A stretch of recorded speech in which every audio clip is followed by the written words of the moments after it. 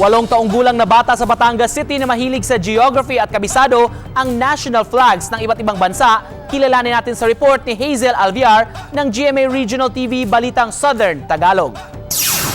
North America, South America, Europe, Asia, and Australia, Antarctica, and Africa. Can you find Denmark? Denmark.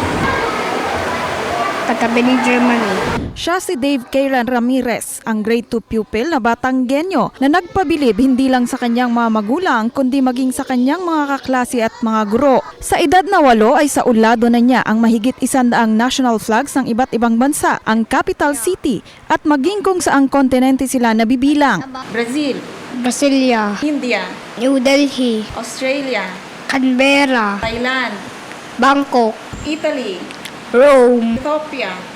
Addis Ababa, Iran, Tehran, Asia, Saan naman kayang bansa niya gustong makapunta?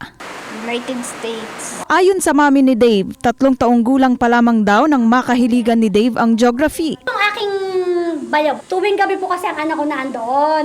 Ay pagkagabi po, nagbabatuhan sila ng mga name ng flags, ng capital sa mga continents. So parang hindi ko alam, nahasa siya ng ganon. Ayon sa class advisor ni Dave, sadya nga raw na matalino ang bata dahil kabilang siya sa mga with honors sa kanilang klase. Kaya nang magkaroon sila ng skills and talent competition sa kanilang paaralan, si Dave ang kanilang isinabak at wala raw silang pagsisisi dahil siya ang nagwagi. Tahimik po sa klase. Pag nahingi po ng tulong ang kaklase niya, siya po ay handang tumulong. Sa pool po ng siya grade 1, ay lagi po siyang with honors. Kapag wala raw pasok sa eskwelahan, tumatambay si Dave sa maliit na tutorial room ng kanyang mami na isang tutor at dating kinder teacher. Mula sa GMA Regional TV Balitang Southern Tagalog, Hazel Kawaing Alviar nagbabalita para sa GMA Integrated News.